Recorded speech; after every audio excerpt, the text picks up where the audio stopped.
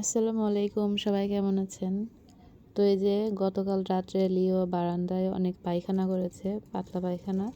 তো মা সেগুলো পরিষ্কার করে, লিও তো বেশ কিছুদিন ধরে অসুস্থ আপনারা জানেন।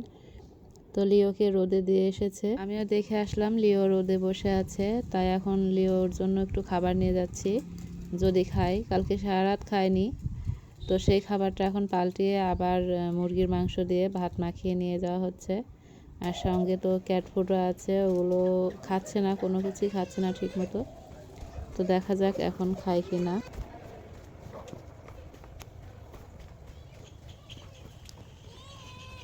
লিও আসো, খাও।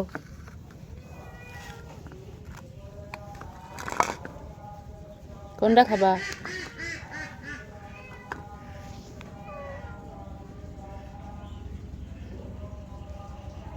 খা।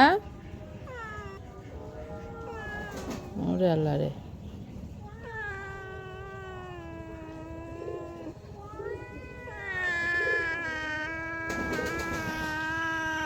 কি হয়েছে?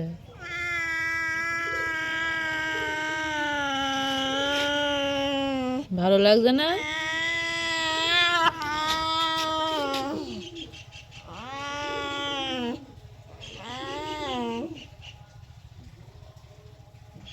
ও নিতুলি, ও মা, এই দেখো লিও কিরকম করছে। লিও,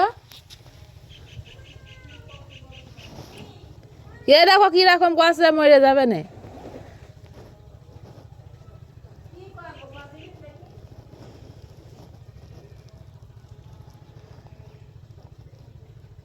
লিও, ও লিও, খাবা না?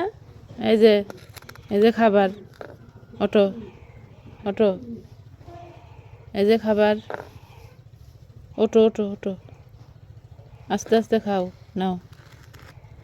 এটা খাবা? এই যে খাও।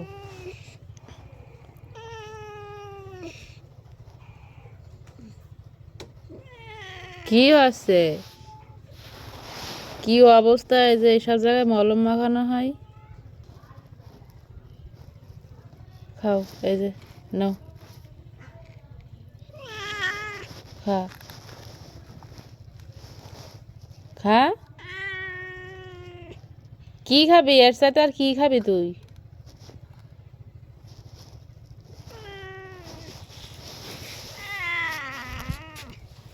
খাও, খা। এর ভিতরে অসুখ হয়েছে। এ তো মলম টলম মাখায়, তো এখন তো ভালোই দেখা যাচ্ছে, লোম তো উঠছে মনে হচ্ছে। তা ওর এরকম হচ্ছে কেন? আর এখন আর গোসল করালেও তো আবার বেশি ঠান্ডা লাগবে না। গোসল করালে তো আরো অসুস্থ হয়ে যাবে, আর গায়ে তো মেলা ময়লা, ওইভাবে আবার ডাক্তারের কাছে নেমে যাবে। হেই তুই যা, আলিও আগে খাক, দেখ পরে, তুই পরে, আগে লিও খাবে। দে পাটকারি দাও তো একটা হাতে।